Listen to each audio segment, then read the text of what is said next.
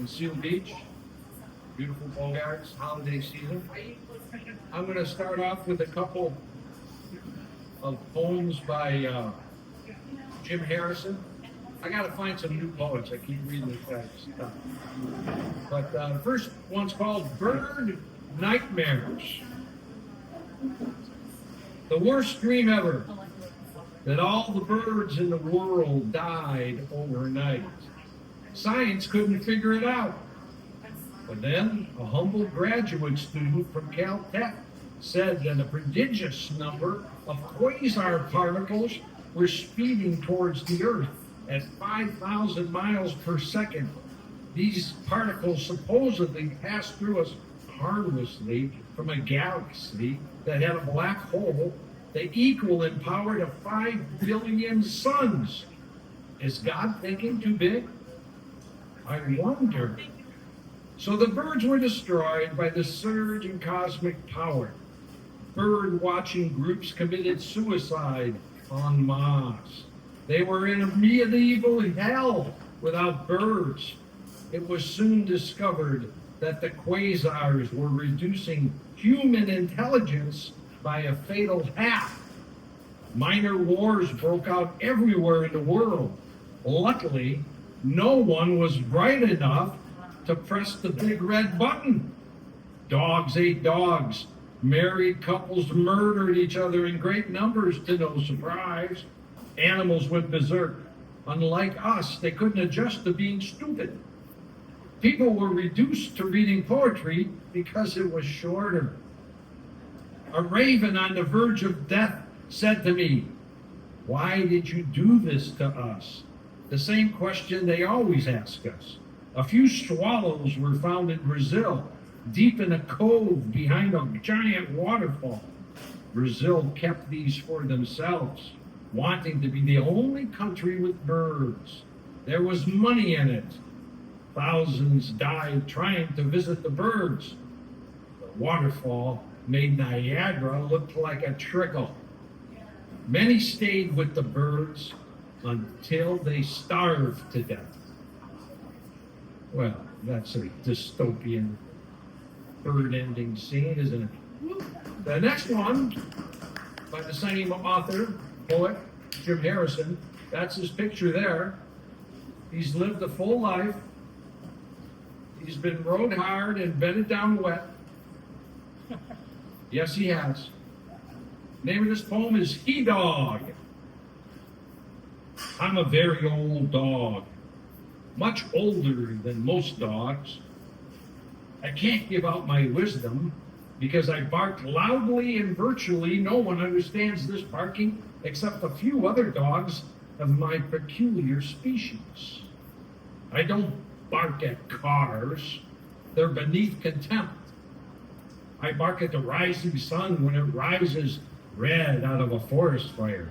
I bark at thunder out of pure envy.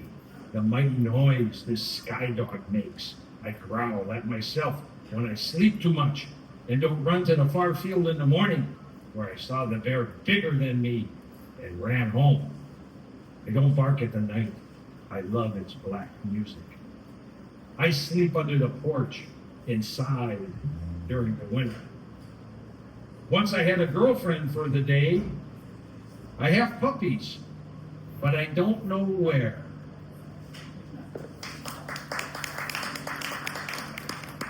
Now I'm going to take you down to South America, to the tip of South America, Tierra del Fuego, Argentina.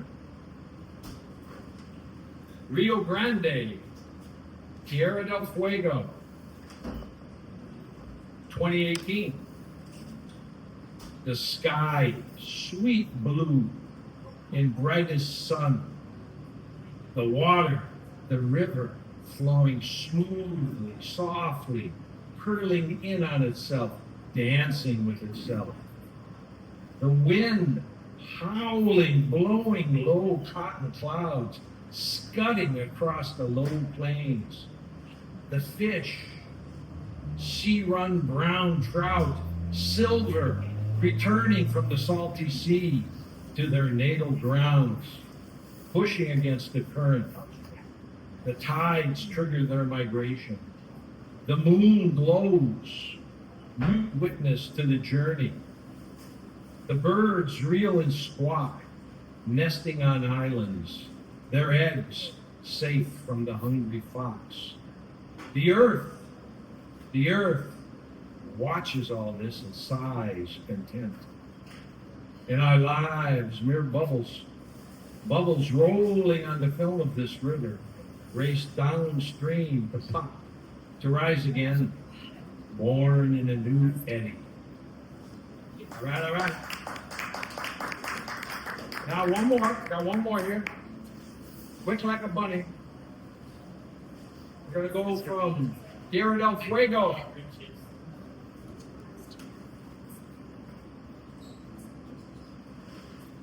We're gonna go a little more darker place, in a way. But then again, it's pure light. It's called Cindy Lee. At 20, everyone knew I was broken. Everyone but me. Chased by the shadows, trapped in a tightening mental whirlwind. True, false urgency, fueled by fear, by guilt, by dread. A certainty that my illusions of doom were real. Oozing angst, wheels grinding, brain pan locked up, careening wrong way through the thought lanes, then over under the guardrails, down, to reside under heavy water, a catatonic disrepair. You don't get many visitors when committed to the insane asylum. There's no flower and gift shop at the state nut house. In a ward of 20 men, schizos, hepaphrenics, winos, professional loonies. One day, I was graced with a visitor, a high school girlfriend, Cindy Lee. Cindy Lee. We hugged, we kissed, and kissed again.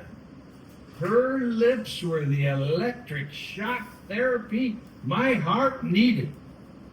Her kiss cut through the molasses, thick haze of their Haldol Thorazine cocktails.